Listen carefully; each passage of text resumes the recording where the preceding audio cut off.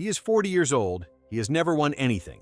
Last night in Miami, he stopped Lionel Messi 8 times. His name is Vozinha, and his country has fewer people than Memphis, Tennessee.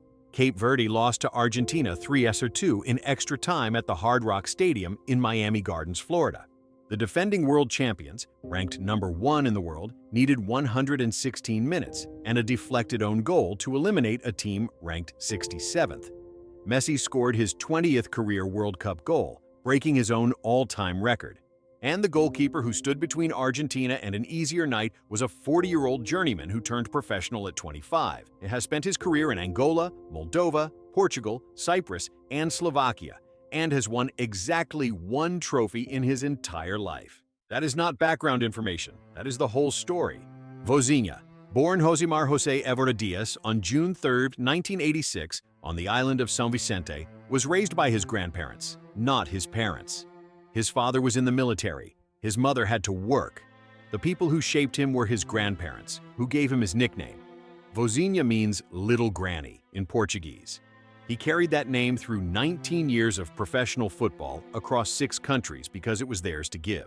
His grandparents died a few years ago. They did not get to see any of this.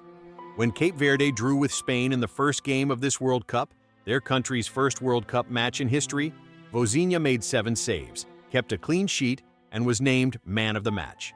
When the final whistle blew, he stood on the pitch and cried. He said afterward, "I cried because I grew up with my grandparents, and unfortunately they were not here. They were everything for me, for my life." His mother was not there either. She could not get a visa in time. He played that first World Cup game, the biggest match in his country's history, without the people who made him. Vozinha turned professional at 25. Most goalkeepers at that age are already established at major clubs or fading from the game. He was just starting. He made his debut for an obscure local side in Cape Verde in 2007, the same year that Lamine Yamal, Spain's teenage superstar, was born. 19 years later, Yamal came off the bench against him in that first World Cup match and could not score. The 40-year-old with the nickname from his grandparents held the line. By the time Cape Verde reached the round of 32 against Argentina, Vozinha had 18 million Instagram followers. He had started this tournament with 50,000. The match itself was the closest thing to the greatest upset in World Cup history since the United States beat England in 1950. Messi opened the scoring in the 29th minute with his 20th career World Cup goal, a record that belongs to him alone now. Cape Verde equalized. Argentina went ahead again in extra time. Then, Sidney Lopez Cabral curled a shot from the edge of the area into the top corner in the 103rd minute to make it 2-2. The crowd at Hard Rock Stadium, the same arena where Messi plays his club football for Inter Miami, was in a state of collective shock. Argentina eventually won on a deflected own goal. But the final result was almost irrelevant by then.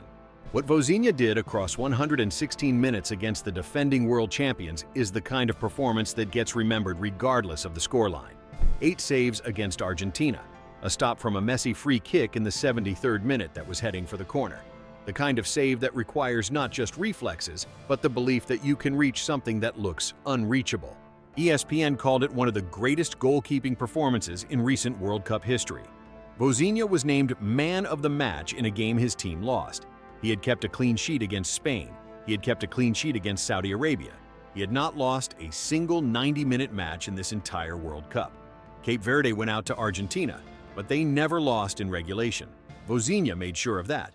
There is a detail about this tournament that matters for American viewers watching on Fox. Miami is home to one of the largest Cape Verdean communities in the United States. The diaspora is concentrated further north, in Brockton and New Bedford, Massachusetts, cities that have been shaped for generations by Cape Verdean immigration. These are the communities that watched Vozinha in bars and living rooms, that followed every save on phones, that felt what it meant to see their flag on the biggest stage in the world. Cape Verde has a population of approximately 560,000 people. It is smaller than Louisville, Kentucky. It has never played in a World Cup before this one. And in 4 games against Spain, Uruguay, Saudi Arabia, and Argentina, their goalkeeper did not lose in 90 minutes once. For Americans who understand what an underdog story means, who remember the 1980 hockey team, who remember Jim Valvano running across a basketball court, this is that. Is a man who started professional football at 25, who played for clubs in 6 countries that most of the world has never heard of, who was raised by grandparents who didn't live to see him become famous, who cried alone on a pitch in Miami when the final whistle went because the people he wanted to share it with were already gone. He carried them to the biggest stage in the world anyway. Vozinha is currently without a club. His contract at Chavez expired before the tournament. He will turn 41 in September. His next move, if there is one, will be decided in the weeks after this World Cup ends. He will make that decision as one of the most famous goalkeepers in the world, with 18 million people watching. He earned that in a World Cup he attended without his grandparents, without his mother in the stands, without a club to return to, and without a single teammate ranked inside the top 50 players in the world. He stopped Messi 8 times anyway. When you think about what Vozinha carried into that stadium in Miami, no grandparents, no mother in the stands, no club contract, 40 years old, does it change how you understand what those 8 saves meant? And do you think Vozinha will find a new club after this World Cup? Or has football already missed its chance to give him what he deserved? Let me know in the comments. Thanks for watching The World Game, and I'll see you in the next story.